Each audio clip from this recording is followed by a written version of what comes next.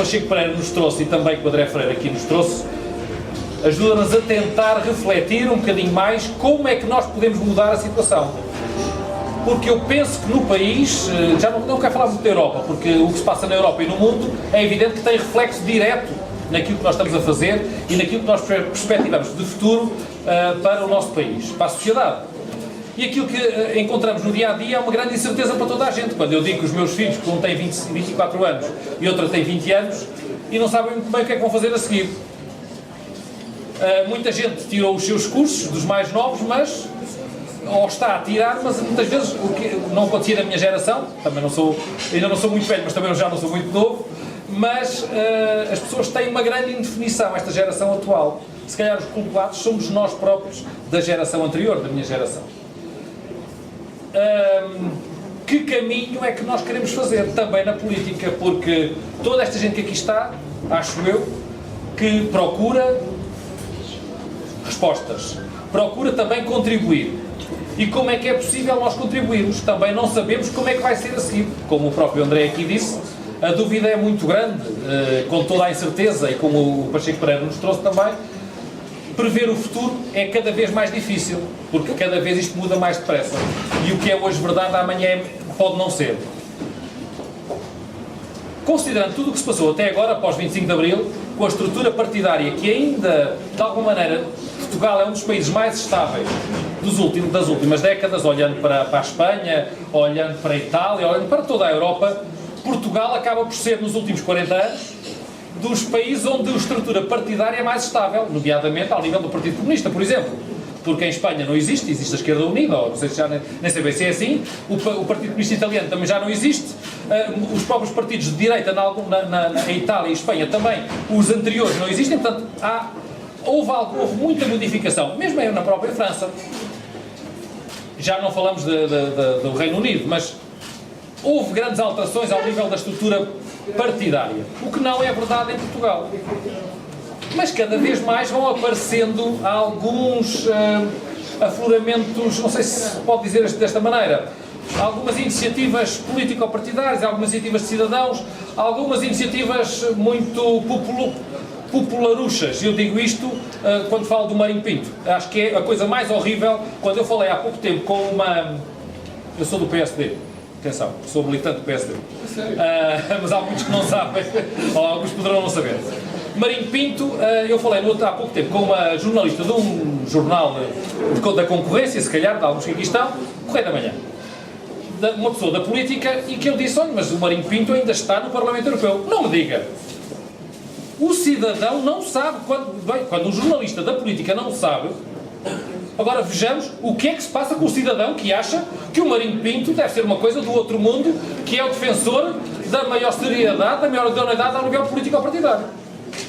Portanto, e é com isto que nós vamos viver por exemplo, nas próximas eleições.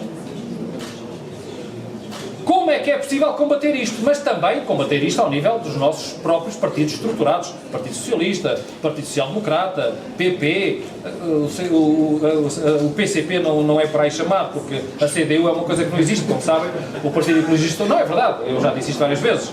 E eu estou numa Câmara em Setúbal, portanto, estou lá sozinho, em 11, estou lá sozinho numa coligação. Portanto, sei muito bem como é que é os verdes e outras coisas. Na Assembleia também já estive. Mas, portanto, não vamos falar no PC nem nos verdes, vamos falar nos outros partidos. Como é que é possível nós, como cidadãos interessados, como militantes empenhados nos nossos partidos, modificar a situação para que o cidadão volte a acreditar em nós? Porque aquilo que se passa atualmente é que, acho eu, que também digo, até agora, eu já disse isto no último jantar que aqui tivemos, acho eu, não estou aqui a fazer propaganda política, porque é que sabem qual é a minha simpatia, e o Américo sabe, o Américo Vitorino, o Américo Bruno Vitorino, acho que é assim, não sei se o termo é todo este, mas sabe qual é a minha simpatia pela atual direção do meu partido. Mas, o que eu digo é que, apesar de tudo, penso que o caminho está a ser bem feito para que a coligação volte a ganhar, porque o Partido Socialista está a fazer tudo mal. Acho eu. Posso estar enganado. O que é verdade é que o cidadão continua a achar, acho eu, penso eu, que se calhar nem vale a pena um nem vale a pena o outro, mas também acha que não vale a pena os outros que apareceram por aí. E então, o que há alternativas é que nós, como cidadãos empenhados, O que é que podemos fazer? Porque dentro dos partidos, alguém dizia há pouco, e eu dizia também a algumas pessoas que querem ser militantes de partidos. Bem, o primeiro conselho que eu dou a toda a gente que é mais nova, nomeadamente aqui ao Filipe, que não é militante de nada, por enquanto, mas que eu digo, pensem pela vossa cabeça, porque muita gente que entra nos partidos atualmente, o que é que faz? Maria vai com as outras, vamos atrás daqueles que vão ganhar. Porque podemos ter algum poder, podemos ter algum emprego. Isto é verdade. Isto é assim. E eu digo, pensem pela vossa cabeça. Pensem naquilo que é melhor para o nosso país, para a nossa terra. Não é aquilo que é melhor para mim. Porque aquilo que é melhor para mim, não sei se é o melhor para o país. Estou a dizer isto com a maior das sinceridades. Pensem pela vossa cabeça. Como alguém, eu acho que dizia, não sei se foi o André, se foi o Pacheco. Quando se metem nestas coisas, tem que ter o espírito crítico, capacidade crítica, para perceber quais são as nossas opções. Não é ir atrás das equipas que são as maiores. E eu ainda não consegui transmitir isto de alguma maneira publicamente. Publicamente em grandes, porque as pessoas, eu acho que nós somos um país, apesar de tudo, como alguém dizia, recentemente somos dos melhores do mundo atualmente. Isto foi o meu primeiro-ministro, e continuo a acreditar que acho que vale a pena, mas o meu primeiro-ministro, nós estamos na primeira divisão do mundo. É verdade. Porque quando nós olhamos para todos os países do mundo, nós de facto estamos na primeira divisão. Podemos estar nos piores da primeira divisão, mas estamos na primeira divisão, quer queiramos, quer não. Tem a ver que isto tem a ver com as próximas eleições, mas eu não quero ir por aí. Podemos fazer mais e melhor. Se a Troika não devia ser desta maneira, se tínhamos ter feito de outra maneira, se calhar podíamos. Agora, temos que encontrar a solução para que não sejam as pessoas responsáveis do meu partido e do meu país a enaltecer pessoas como o Dias Loureiro. Todos a dizer isto com a maior sinceridade. Não posso aceitar que pessoas responsáveis que querem, de facto, trazer idoneidade, responsabilidade e justiça ao meu país, eu não quero gritar, mas é de facto aquilo que eu sinto. Eu não posso aceitar que pessoas que querem o melhor, que eu acredito que querem o melhor para o meu país, depois digam, bem, valorizaram demais aquilo que eu disse. Não posso aceitar e não admito. Portanto, nós temos que enaltecer, de facto, aqueles todos nós que aqui estamos, que têm vindo a sofrer há muito tempo, a esperar um futuro melhor, a querer um futuro melhor para o nosso país. E os sacrifícios que fizemos, pequenos e médios empresários, profissionais liberais, funcionários públicos, trabalhadores por conta de outrem, querem que aquilo que fizeram, os sacrifícios, os cortes que levaram, gostariam de ter pelo menos uma luz ao fundo do túnel. De facto, o que estamos a fazer é pagar todos continuar a pagar aquilo que outros deviam ter pago. As benesses agora ao novo banco, benesses fiscais e outras questões, eu de facto continuo a não entender. Acho que é um caminho longo a percorrer, mas nós temos que encontrar, e a minha pergunta é esta, André, o que é que cada um de nós pode fazer para modificar isto dentro ou fora dos partidos? Ou a minha pergunta é, dentro dos partidos, fora destes partidos atuais, fazer outros, ou qual é o caminho? Eu não tenho resposta, mas eu continuo a acreditar que vale a pena ser por dentro. É só isto. Muito obrigado. Mas eu penso que neste momento a questão mais urgente é a questão que está centrada na questão do euro.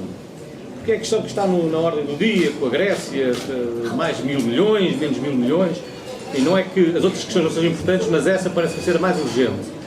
E é curioso como é que se constrói uma moeda única sem pelo menos usar os mecanismos que tem, por exemplo, o dólar. O dólar, que é uma moeda de um país que são Estados Federados, eu não estou a defender federalismo para a Europa, mas há mecanismos interessantes. Esta questão das transferências de verbas de um país para o outro, ou de uma economia, de um espaço económico para outro espaço económico, o que está aqui em causa são diferentes níveis de desenvolvimento económico que estão abrangidos pela mesma moeda. Isto nos Estados Unidos é pacífico. O Orçamento Federal americano cobra estas transferências e não há polémica absolutamente nenhuma. O Orçamento dos Estados Unidos é cerca de 20% da receita do país, enquanto que o Orçamento Europeu é 1% da receita dos orçamentos da União Europeia, ou pelo menos da zona euro. Bastava este mecanismo ser, enfim, acionado na construção do euro e muitas das tensões que estamos a viver provavelmente seriam menores ou passavam despercebidas. Portanto, deixava só esta questão para reflexão. Muito obrigado. Quer dizer, vou tentar agora, talvez sequencialmente. É óbvio que há proibições de ajudas, há uma proibição de haver uma política industrial. A política industrial na Europa do pós-guerra passou, por exemplo, por proteger determinados setores e apoiá-los financeiramente pela justiça já é proibido. Aliás, um dos argumentos, eu acho que é falacioso, porque há outras soluções para avançados para privatizar a TAP, é porque não se pode fazer ajudas à TAP. Mas pode-se considerar que é um setor estratégico, mas o Estado não pode entender. E quem eu podia multiplicar os exemplos com isso. Portanto, quer dizer, claro, a Europa depois pode fazer setores estratégicos globalmente, pode investir no Airbus, etc. Mas globalmente a ideia é de que há o primado da concorrência e do mercado sobre a política. Eu acho que isso é pernicioso. E é pernicioso para a direita e para a esquerda. Isto é um problema de democracia. É porque eu quando vos falei no início, a democracia tem duas componentes. Tem uma componente propriamente democrática, que é a legitimação política pelo voto popular, é a incorporação dos cidadãos no sistema político. E tem a outra que é evitar a concentração de poder, defender os direitos dos cidadãos, impedir a tirania, é o governo limitado. Nós hoje, na Europa, há um sobrepeso da ideia do governo limitado, nomeadamente limitado pela economia, e há um déficit da parte da cidadania no processo político. Sob a Troika, é óbvio que os portugueses, em 2011, apoiaram em cerca de 90%, 80 e tal, os partidos que subscreveram o memorando da Troika. Isso para mim é claro. Só que o memorando da Troika de 2011 é uma miragem no final de 2012, e 2013 e 2014, porque ele foi completamente desvirtuado. Mas vocês poderão dizer, mas fomos obrigados a isso. E eu digo, não é verdade, porque reparem, a forma como as medidas foram aplicadas, aquelas que foram aplicadas e as outras que foram metidas na gaveta, foram de uma forma absolutamente cirúrgica e assimétrica. Basta lembrar os cortes nas rendas do setor energético. Ainda hoje a Troika fala nisso. Foi posto na gaveta. Então porquê é que isso foi posto na gaveta e a desregulação do mercado de trabalho aos cortes de salários que não estavam no memorando da Troika? Porque o memorando da Troika o que falava era de congelamento dos salários durante um determinado período e era de redução gradual, limitada dos efetivos na função pública. Portanto, houve uma assimetria. Se há uma assimetria na aplicação das medidas mais duras, é porque, no mínimo, é possível equilibrar um bocadinho mais. Portanto, as pessoas hoje em dia sentem-se, sobretudo, não é só uma questão de economia e de o irem ao bolso, é uma questão de lhes terem mentido e as ludibriarem, porque lhes disseram que fariam uma coisa e fizeram outra, e disserem que só há este caminho, mas as pessoas não são estúpidas e percebem que só há este caminho para uns, mas para outros há vários caminhos. Aliás, eu recordo-vos que o IRC não tem parado de descer. É o mínimo. E o senhor do Soares dos Santos também migrou lá para a Holanda, mas é o que disse o Pacheco Pereira, é que nós pelo menos devíamos nos indignar um bocadinho mais do que nos indignamos quando as cabeleireiras não pagam o IRS. Quer dizer, apesar de tudo, o senhor Soares dos Santos tem carradas de massa, mas não indignamos. Portanto, apesar de tudo, acho que há aqui um problema sério. O que é que nós podemos fazer, disse ali o Luís, isso é uma questão de $1 milhão, não é? Eu vou dizer algumas coisas que eu acho. Em primeiro lugar, é verdade que o sistema português é aparentemente muito estável, mas eu não vejo isso como um sintoma saudável, sabe? Eu vejo isso como um sintoma problemático. Porque quando eu olho para outros dados, como por exemplo, confia nos políticos, confia nos partidos, confia na Assembleia da República, está satisfeito com o funcionamento da democracia, nós estamos no pior. No pior. Então, o que era de esperar, do meu ponto de vista, num sistema saudável, é que as pessoas, no limite, votassem com os pés, mas para dentro do sistema. Quer dizer, venham os marinhos pintos, eu também acho que aquilo... Eu, aliás, também fiquei surpreendido quando eu também pensava que ele, como formou um novo partido, e como achou que era mal pago lá no Parlamento, eu já tinha saído, mas não, ele está lá. Eu também fiquei surpreendido, Mas apesar de tudo, eu acho que, e esse é o que eu acho que é o caminho, é bom que haja mais competição, mais concorrência, que entrem novas forças. Acho que isso é saudável. Aliás, por quem acredita, eu até sou socialista do ponto de vista ideológico, social-democrata, se quiserem, do ponto de vista do papel do Estado na economia, também acredito na concorrência e na competição nos sistemas políticos. E nós temos um fechamento, o nosso sistema está fechado. Também porque os mídias têm feito blackout, também por isso. E se calhar a cidadania é conservadora, não quer arriscar. Mas eu acho que apesar de tudo é como aquela ideia de que eu prefiro que haja alguns culpados à solta do que inocentes da cadeia. Eu prefiro que haja alguns marinhos pintos, quer dizer, também não sou um entusiasta, mas acho que é benéfico que haja novas forças que entrem no sistema e que façam concorrência a quem está. Acho que esse é o caminho. Claro, também pode haver outros caminhos, que é tentar mudar os partidos que as pessoas pertencem por dentro. Acho que o caminho o que não é a apatia e ficar em casa. Isso parece-me óbvio e, portanto, acho que isso é bastante importante.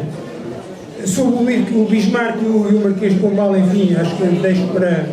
não sei bem o que dizer sobre isso, mas sobre o euro, quer dizer, vamos lá ver, os Estados do Norte não querem pagar para transferências para o Sul, isso já se viu. Estou a pagar algumas, apesar de tudo, mas eu acho que hoje em dia o euro já se desvalorizou imenso, e isso é bom, porque nós tínhamos um euro que nos estava a matar a economia. Nós não temos uma economia como os alemães, não temos em termos de produtividade, de qualidade de informação tecnológica. Portanto, agora que passem a ver, eu também gostava que houvesse um orçamento maior, também gostava. Lembro-me sempre, quando era o Sr. Tony Blair, o Presidente do Conselho, não é? Aumentámos de não sei quantos países, 15 ou 16, para 24, quer dizer, uma data deles, e o orçamento contraiu-se. Não é? Isso diz qualquer coisa do caminho que estamos a seguir. Eu também sou contra. Mas hoje em dia, eu acho que o mais importante era batalhar, não tanto pela transferência de recursos, necessariamente já, mas pela democratização da União Europeia e do poder das minorias. O poder das minorias é assim. Porquê é que os americanos da Califórnia e do Nova Iorque, eles não fizeram aquilo por uma concessão ao Alasca? Eles dão mais poder às minorias para aquilo não se desagregar. Esse tem que ser a argumentação. Há um trade-off, é que nós, para ficarmos, também temos que dar alguma coisa. Desde logo damos os nossos mercados, etc. Portanto, há um trade-off aqui. Nós precisamos de mais poder, se não diluímos. Nós não, hoje em dia não contamos nada. Isto é um sistema gigantesco. Os americanos têm 300 e tal milhões. Nós temos 500 milhões. Isto é demais. E ainda queriam pôr a Turquia por cima e a Ucrânia. Isto é o fim. É o fim. Pronto, deixo aqui para o Fernando gerir.